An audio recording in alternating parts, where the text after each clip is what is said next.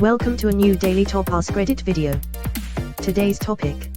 What immediately tells you that a person wasn't raised right? Littering. Deleted. The McDonald's workers will pick it up. Double deal breaker. When a person is supposed to apologize but makes excuses instead.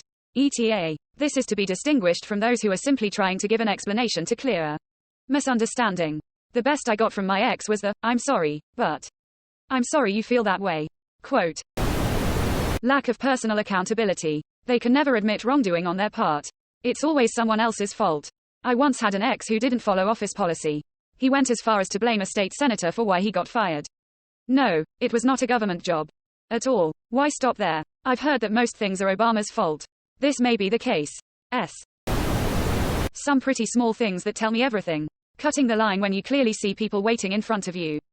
Disrespecting servers or cashiers. Not holding the door for someone who's directly behind you or coming towards you. Dropping an empty fast food bag or soda cup casually out a car window. Leaving the table you were eating at in a food court or a fast food restaurant or any restaurateur.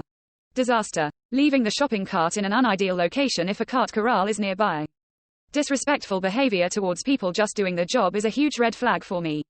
I've turned down second dates due to how they treated the waitstaff. Edit for spelling. Aside from being a polite and courteous human being because it's the right thing to do. You should never fuck with people who handle your food. When they talk badly about someone who hasn't done anything wrong behind their back. I've seen coworkers talking behind the back of new employees and drawing conclusions about every aspect of their life. Like, you've seen that person for 3 days, UMF.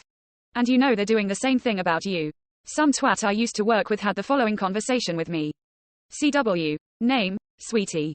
You deleted my print job from the copier. Me. No, I didn't. CW. Yes, you did.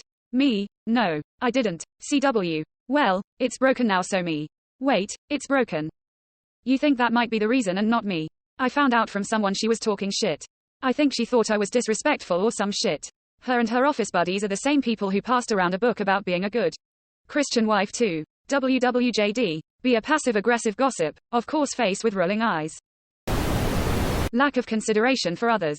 That basically sums up all the other points mentioned here.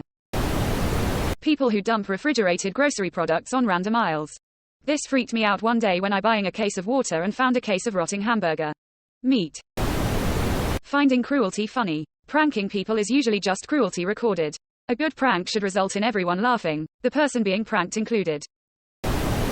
They throw trash out a car window.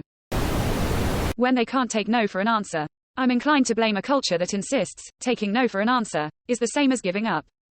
I love that scene from Jessica Jones where the guy says, "I never take no for an answer," and she replies, "How rapey of you."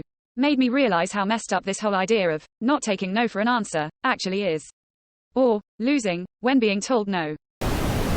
They litter. Not small things like cigarette butts or straw wrappers either. Which is bad enough. But I'm talking like whole McDonald's bags out the window on the highway. Fuck those people. This is the third time I've seen littering in these comments, and all 3 times McDonald's out of a car window is the example. It's one of the more typical things you see on the ground next to highways in the US.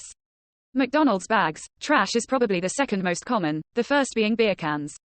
In the northeastern US, the third most common thing to see is Dunkin' Donuts trash. Removed. God yes. I fucking hate being touched by a random person for no apparent reason. I have long hair and I was out with the wife when these teenish type girls came up and grabbed my hair and told me they loved it, and my wife went ballistic.